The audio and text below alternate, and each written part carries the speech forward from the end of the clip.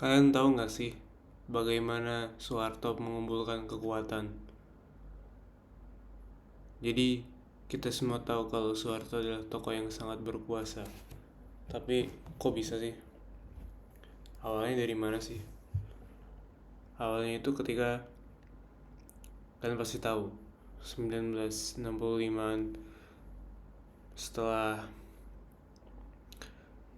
30 PKI itu dan porak-porandanya negara, militer ditugaskan untuk membersihkan situasi tersebut dan mengembalikan kondisi ke apa pokoknya disuruh beresin gitu, dan komandonya ada di bawah Soeharto. Jadi awalnya sesimpel itu, Soeharto disuruh ngeberesin negara, dan itu faktor pertama. Ada beberapa faktor, itu faktor pertama. Lalu faktor kedua adalah yang diberesin siapa sih? PKI. PKI itu satu-satunya partai saat itu, atau satu-satunya partai dengan konstituen atau pemilih. Kan partai kan dipilih ya, partai yang apa sih istilahnya, orang yang ikut partai itu namanya apa sih, bahasa gaulnya, orang-orang yang satu-satunya partai yang merepresentasikan akar rumput secara serius. Partai-partai lain ada banyak tuh, kayak Masyumi itu partai Islam, partai nasionalis, sosialis, partai partai-partai seperti itu kan, nasionalis, sosialis. Dan ini bukan partai-partai yang akar rumput, alias partai-partai petani, buruh, partai-partai pekerja berat gitu-gitu. PKI itu satu-satunya partai dengan akar rumput saat itu, bahkan sampai sekarang. Belum ada lagi kan sampai sekarang. Ketika ada pemberontakan itu 30S, itu digunakan sebagai kesempatan untuk sekalian disapu bersih. Habis itu terjadi salah satu pembunuhan massal paling besar dalam sejarah modern manusia. Sangat besar sekali. Ratusan ribu. Bahkan ada yang sampai ngomong 1 juta orang meninggal. Tapi minimal ratusan ribu orang meninggal. Bayangin, ratusan ribu. Dan ini bukan orang-orang yang, bayangin ya, Anda bunuh tetangga Anda karena apalah, selingkuh gitu lah. Tetangga Anda nidurin istri Anda karena selingkuh. Kalau Anda ngebunuh tetangga Anda,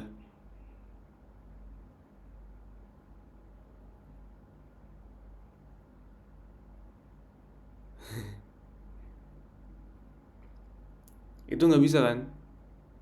Anda akan dipenjara gitu kan? Dipenjara kan? Kalau maksud saya adalah ngebunuh satu orang aja itu ada proses hukumnya gitu loh. Misal pun itu pokoknya itu, ngebunuh satu orang aja itu ada proses hukumnya. Nah ini ratusan ribu orang dibunuh tanpa ada alasan hukum, tanpa dibawa ke pengadilan dulu. Ini semua tiba-tiba diseret dan dibunuh. Saat itu memang ada beberapa faktor lain yang meramaikan, beberapa dorongan dari beberapa arah, bukan hanya dari militer dan kepentingan Soeharto saja. Beberapa kepentingan ini diadu domba, sehingga menyebabkan pembantaian yang melibatkan banyak sekali pihak. Nggak tahu sih, banyak sekali, beberapa pihak seperti itu. Akhirnya terhapuslah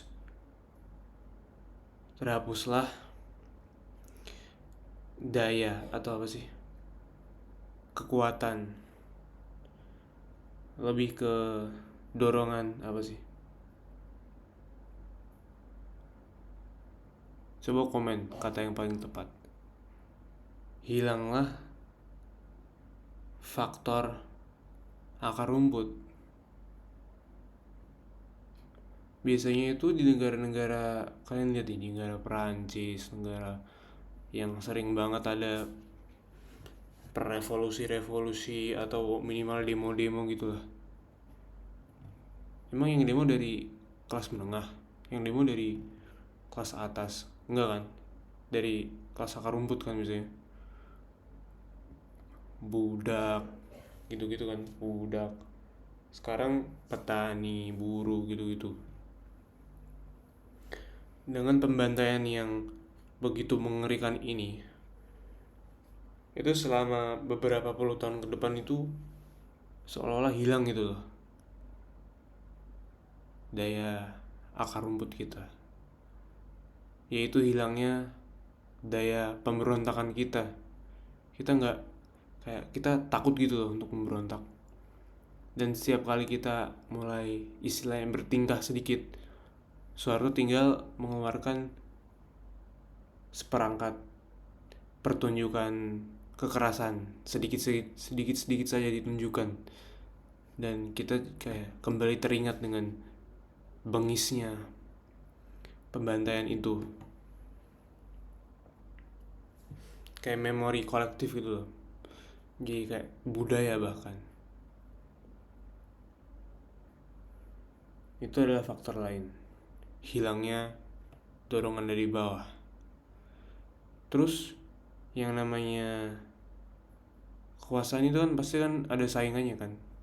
Bahkan dalam militer pun ada apa, jenderal ini lawanan sama jenderal ini. Kayak saat itu juga ada juga saat itu ada faksi atau kayak timnya Soeharto. Bukan tim sih, itu terlalu simpel. Kayak kubunya Soeharto, lalu ada kubu yang masih loyalis ke Soekarno gitu, atau minimal Ahmad Yani gitu, pokoknya selain Soeharto. Aku lupa, tapi intinya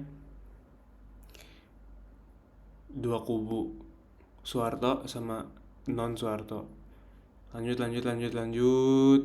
sampai ke 1978 kalau nggak salah. Kita searching sebentar.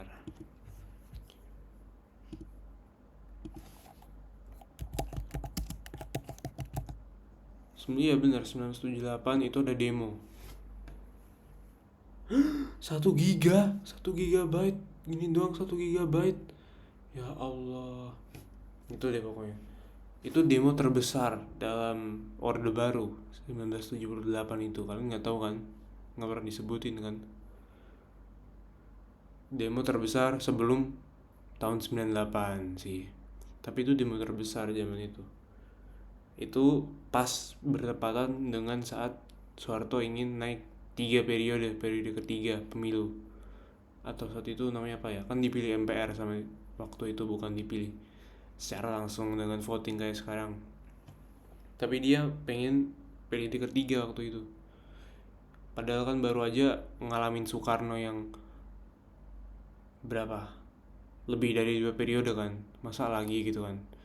Tambah saat itu tuh kondisi ekonomi itu sedang jelek. Demo, rusuh. Nah, karena rusuh, kayak habis itu dikeluarin full tenaga Soeharto. Apa sih, semua kartunya dikeluarin pokoknya. Provokator, jazz.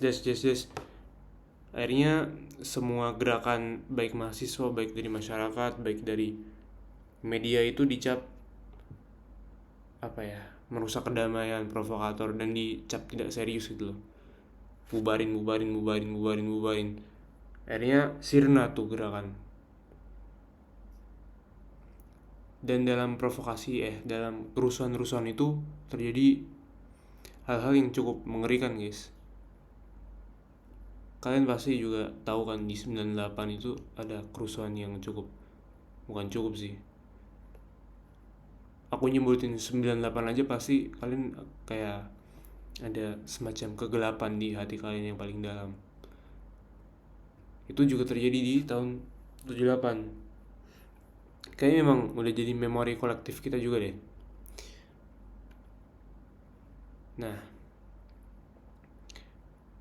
kerusuhan, lalu jenderal-jenderal atau kayak tokoh-tokoh di TNI pada kaget semua tuh, ngeri semua.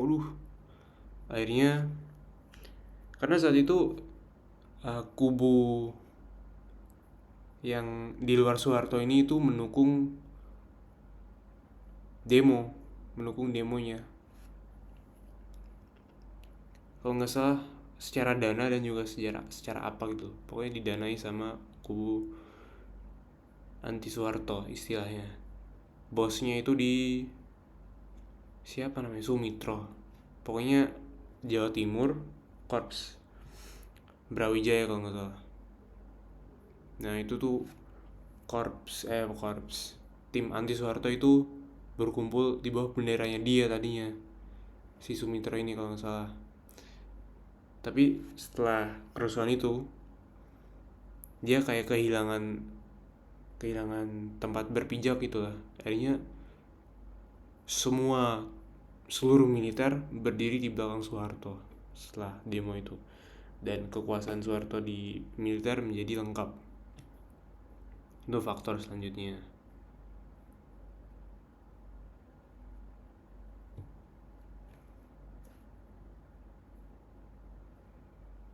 Gimana guys? Ada pertanyaan?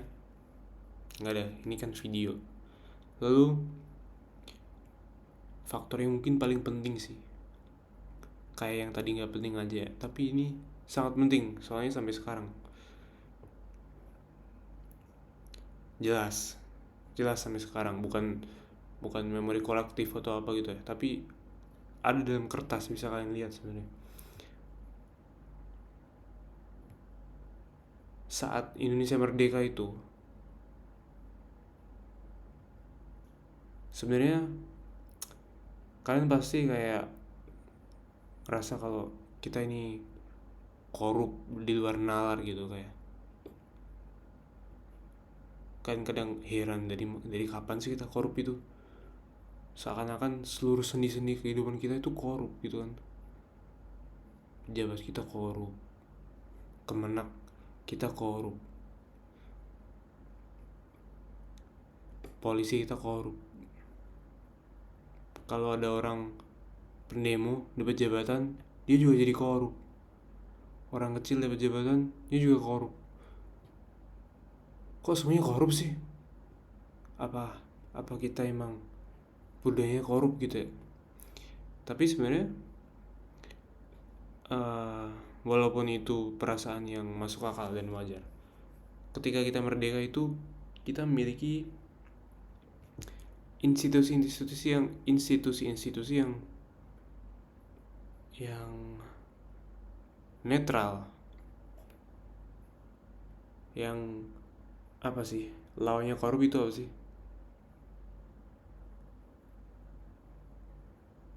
Integritas gitu intinya. Ketika Indonesia baru merdeka itu kita punya ASN yang terlatih, warisan saat kita masih di bawah Belanda. Juga ASN itu PNS-nya. Lalu juga kita mewarisi hukum Belanda yang kita modifikasi. Dan hasilnya habis modifikasi itu bukan sempurna, bukan hukum yang paling bagus. Tapi dari komen-komen ahli hukum saat itu tuh sebuah sistem yang respectable gitu. Yang kalau dilihat ini bukan yang paling bagus, tapi ini terhormat, bisa saya acungi jempol gitu istilahnya. Dan saat itu di beberapa tahun pasca kemerdekaan itu kayak pengadilan itu tempat yang secara umum dianggap aman. Ini dari bukunya Daniel S. Leff, Aesthetic Leff, sejarawan.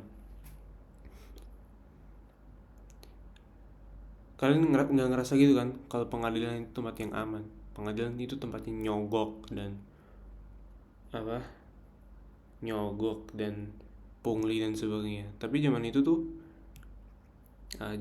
zaman pasca kemerdekaan itu, hakimnya, pengacaranya, jaksanya itu kayak punya kehormatan. Kan mereka sekolah. Susah kan sekolah itu, mereka punya kehormatan sebagai seorang praktisi hukum gitu loh.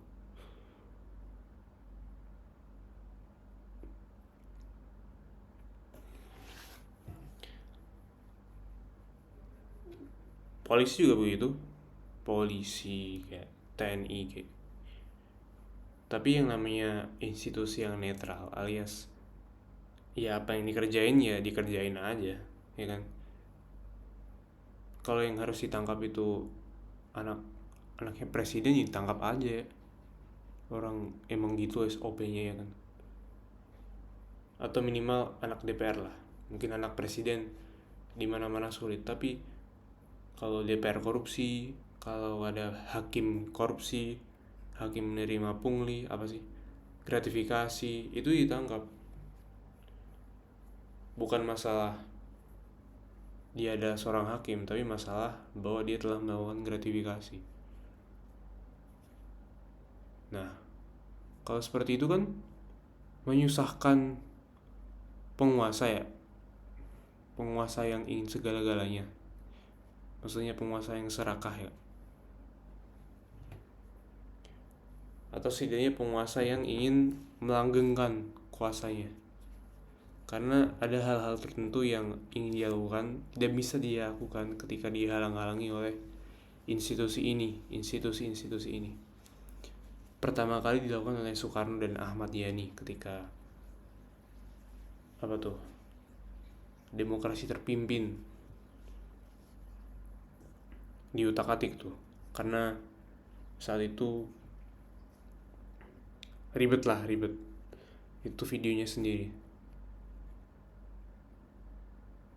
dibikin biar lebih banyak kekuasaan jatuh ke eksekutif, biar bisa dikendalin sama Pak Soekarno. Ini yang membuka pintu yang akhirnya dimasuki Soeharto. Dan Soeharto itu yang membenamkan dan bukan hanya dibenamkan doang pasaknya, dibenamkan ke dalam tanah, tapi juga dicor, di semen, dikasih kericak, apalagi di beton, itu sama aja sih, di keramik, terus dibesiin, dikasih tutup besi. Yang gue maksud adalah selama 10 tahun pertamanya Soeharto, yang dilakukan adalah membredeli semua institusi-institusi itu yang netral. Misal kepala polisinya diganti siapa gitu yang nurut, dan dari atas ke bawah itu mulai diganti itu orang-orang di dalam institusi tersebut. Siapa yang nurut dapat jabatan, yang gak nurut ya dikasih pekerjaan yang sepele-sepele gitu, kayak nulis kertas, nulis absensi gitu-gitu. Sampai akhirnya semua orang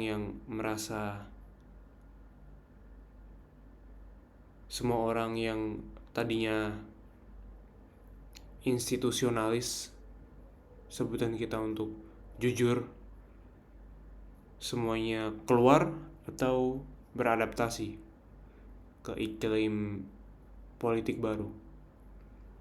Ini bisa kita bilang adalah politisasi dari institusi. Karena politik itu sebenarnya kan kekuatan kan. Jadi semua institusi itu ditarik menuju ke arah Soeharto.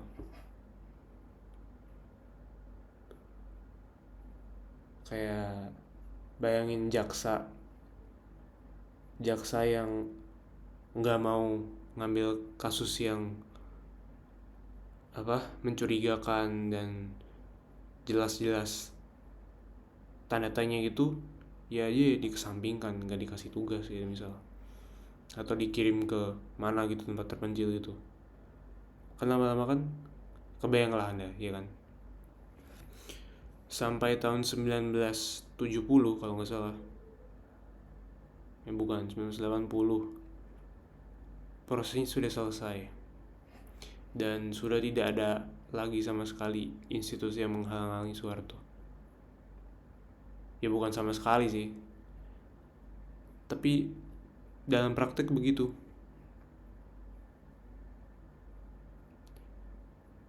Terus apa sih, ada satu lagi. Jadi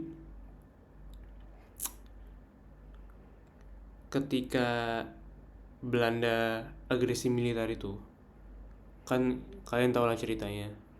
Kita merdeka, dijajah Belanda, Jepang datang, Belanda pulang. Jepang pulang, kosong Indonesia, nggak ada pemerintah. Kita merdeka, kita deklarasi kemerdekaan. Judulnya Merdeka Indonesia. Nah, Belanda kan masih ngerasa tuh, oh enggak, ini masih pacar gue. Jangan pakai istilah begitu. Masih ngerasa jajahan gue. Baliklah dia ke sini, agresi militer. Agresi, intinya menurut saya itu lebih gampang disebut invasi sih, serangan. Kita diserang lagi. Serang. Menang, Belanda menang. Intinya menang. Tapi orang Indonesia itu hebat. Kita menolak secara diam. Maksudnya adalah ya kayak demo secara tanpa kekerasan gitu. Diajak kerja nggak mau, diajak bikin pemerintahan lagi nggak mau. Ternyata ketika Belanda sudah balik ke sini, masyarakat lokal sudah tidak bisa diajak kerjasama lagi. Sudah beda dengan dulu sebelum datangnya Jepang itu. Tanpa kekerasan, tanpa kerusuhan. Jadi sebenarnya kita punya sejarah demo yang kuat gitu, sejarah perlawanan yang kuat. Akhirnya dibawalah ke meja bundar atau kemana ya, perundingan apa tuh, jadilah Republik Indonesia Serikat dan sebagainya. Salah satu syaratnya adalah perusahaan Belanda itu tetap milik Belanda, kayak perusahaan tebu, kopi gitu-gitu, kalian pasti tahu perusahaan warisan Belanda itu. Tapi saya lupa, pokoknya ada apa gitu. Kayaknya ekonomi memburuk. Terus dengan desakan PKI, para petani mengambil alih para perusahaan Belanda itu, diambil alih. Akhirnya terus setelah itu perusahaan itu diambil alih oleh militer. Jadi akhirnya jatuh ke kendali militer. Ini adalah faktor yang sangat penting juga, karena perusahaan ini sampai sekarang kan masih, itu tuh perusahaan yang masih berperan sangat besar sampai sekarang. Kayak kunci-kunci gitu lah, kunci uang gitu lah, jatuh ke tangan militer. Ngolahnya gimana? Jadi Soeharto memasangkan perwira dengan pengusaha Tionghoa. 3 GB loh guys, 24 menit 3 GB. Lanjut. Jadi pasang. Nah, karena yang masang-masangnya itu Soeharto, jadi istilahnya yang bikin jaringannya itu Soeharto lah. Jadi dia bisa di atas piramida, dia yang menguasai sistem ini. Dan sistem ini itu dikarakterisi dengan sistem bagi-bagi. Jadi yang nggak mau bagi-bagi dipatahkan sama Soeharto. Dia bisa menjadikan orang dan juga bisa mematahkan orang dengan simple, sebesar apapun Anda, gitu loh ceritanya.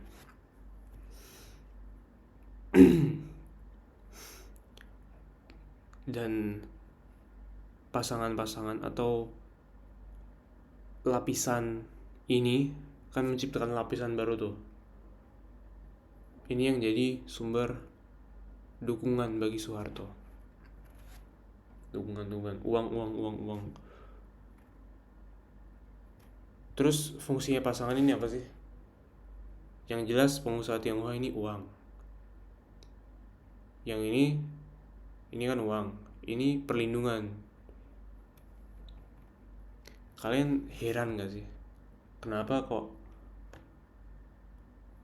seolah-olah Soeharto suka banget sama orang Tionghoa, tapi kebijakan saat itu kayak diskriminasi, nggak boleh ibadah, nggak boleh pakai nama Tionghoa, atau kenapa ya?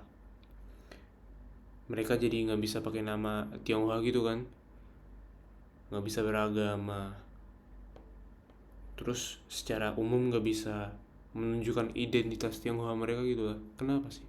Padahal mereka begitu dicintai rupanya. Jadi ini sebenarnya alasan kenapa dipilih orang Tionghoa adalah karena alasan pertama karena memang Tionghoa secara secara kelompok Tionghoa, kayak antara orang Tionghoa sama orang Tionghoa itu kayak solid gitu lah. Jadi mereka punya sistem perdagangan yang solid gitu, kayak teman bantu teman gitu. Dan mereka kalau nggak salah memang dari dulu punya sifat-sifat bisnis gitu kalau nggak salah. Kan sebenarnya siapa aja kan bisa punya sifat bisnis gitu kan. Kalau nggak salah yang paling penting adalah solid itu tadi. Yang kedua adalah orang Tionghoa semakin kaya itu semakin terancam. Bayangin nih, Anda orang pribumi, samping rumah Anda yang gubuk, rumah Anda gubuk, samping rumah Anda adalah mansion, istana orang Tionghoa. Di sekeliling istana ini ada 100.000 gubuk pribumi. Mereka kan pasti kan sialan Tionghoa.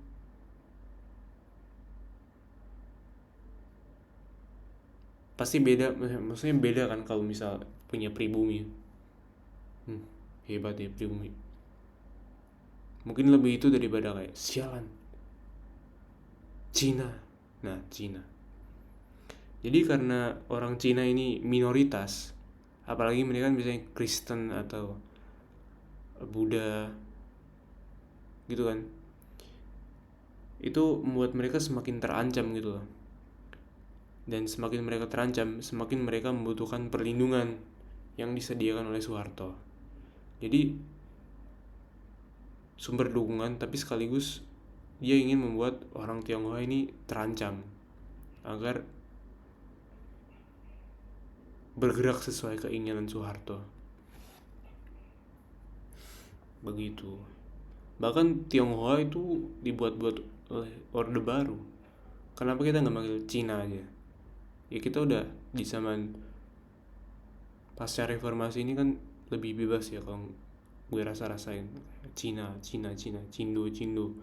Tapi zaman dulu itu Cina itu ejekan. Karena emang dibikin begitu. Cina. Hah, Cina? Gitu. Bukan ejekan sih, tapi kayak gitulah. Jadi yang lebih sopan atau lebih apa ya? Itu Tionghoa.